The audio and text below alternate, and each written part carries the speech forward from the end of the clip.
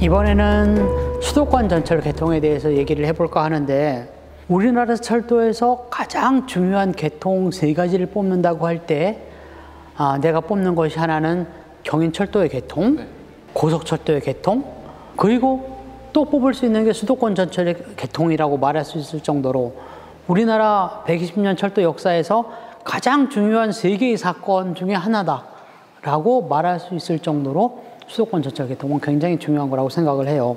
자, 전철이라고 이야기를 하면 일반인들은 전동차하고 그것을 동일시하죠.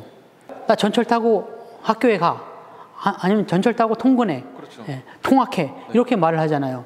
그러면 전철이라는 것이 곧 전동차야, 이렇게 보통 이제 생각을 하거든요. 혹은 뭐 지하철로 타고 다녀, 이렇게 말하는 사람도 있기는 하지만, 그런데 수도권 전철 개통이라고 말할 때 전철은 엄밀하게 말하면 전동차라든지 지하철이라든지 그런 교통수단이라기보다는 전기철도라고 하는 개념이 맞아요.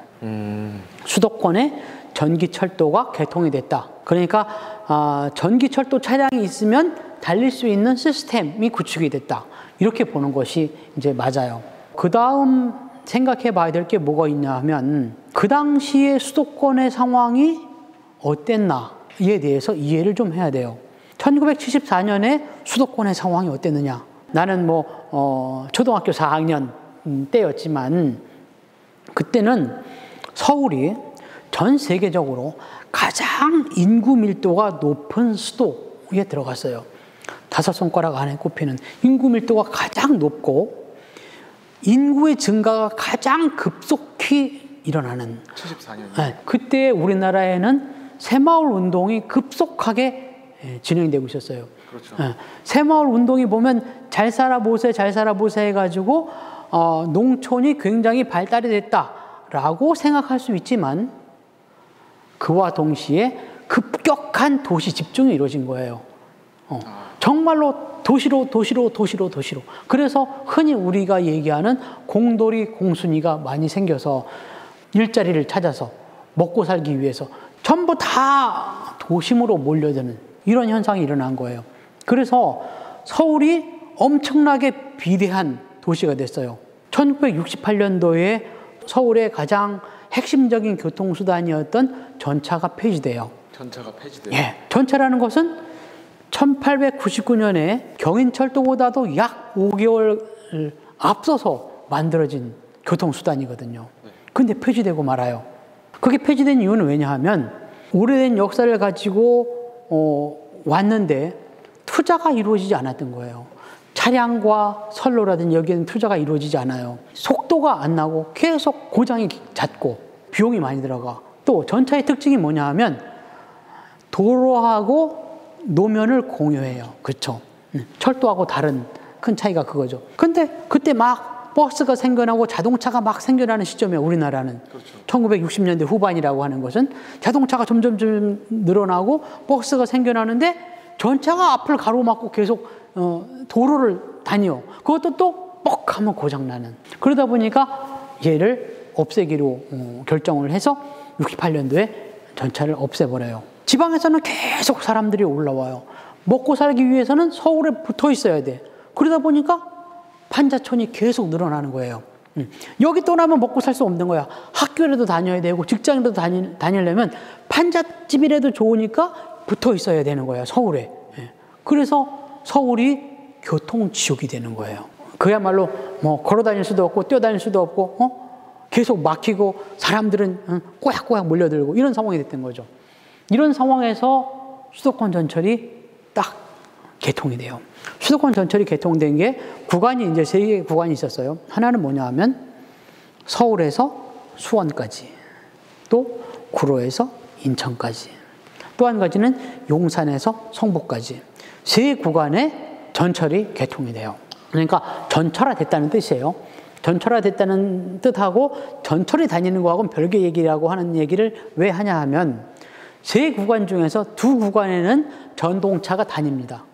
그러니까 서울에서 수원까지, 구로에서 인천까지는 전철이 개통되면서 전동차도 운행이 돼요. 그런데 용산에서 성북까지는 철화는 됐지만 전동차는 그때는 운행을 안 했어요. 그리고 이때 같이 개통된 게 뭐 있냐면 종로선이 있었어요. 종로선. 요즘 사람들은 종로선이라고 그러면 잘 몰라요. 종로선이 뭘까? 지하 청량리에서 지하 서울까지의 그 노선. 공식적인 이름은 지금 1호선이죠. 지하철 1호선. 그게 지하철 1호선이거든요. 지하철 1호선의 원래 이름이 종로선이었어요. 우리나라 최초의 지하철 종로선이 1974년 8월 15일 날 수도권 전철과 함께 개통이 돼요. 지하 구간을 통과해서 인천도 가고 수원도 가고 이렇게 되는 거죠. 그 당시에 수도권 전철이 개통되기 전까지 경인선에 다닌 기차는 1시간에 한 대가 다녔어요. 1시간에 한 대요? 1시간에 한 대. 1시간에 한 대가 다니고 출퇴근 시간, 러시아워 시간에는 1시간에 2대. 2대요? 이렇게 다녔어요. 놓치면 30분은. 네. 그렇죠. 놓치면 30분, 놓치면 1시간.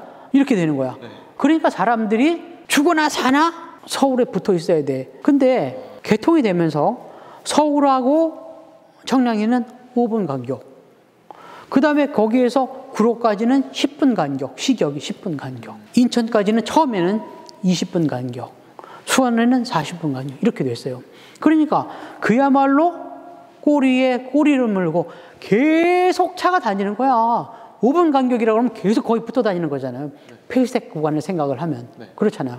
그렇게 되니까, 굳이 내가 판자촌에 살지 않아도, 궁상맞게 냄새나고 이런 판자촌에 살지 않아도 조금 벗어나면, 안양으로 가면, 부천으로 가면, 혹은 조금 벗어나서 의정부 쪽으로 가면 내가 지금 살고 있는 돈을 가지고 전셋집을 살 수 있네.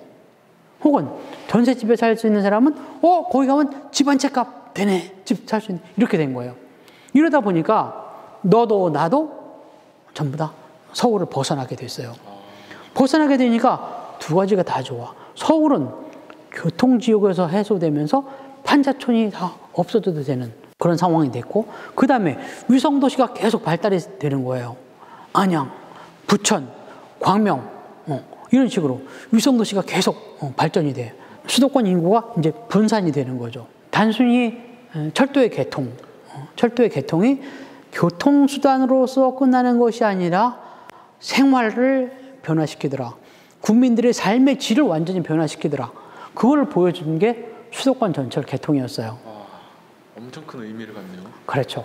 그래서 역사적으로 한국 철도의 가장 획기적인 사건 중에 하나로 뽑는 이유가 정말 고속철도 개통 못지않게 우리나라 경제나 국민들의 삶이나 여기에 큰 영향을 미쳤다고 보는 거죠.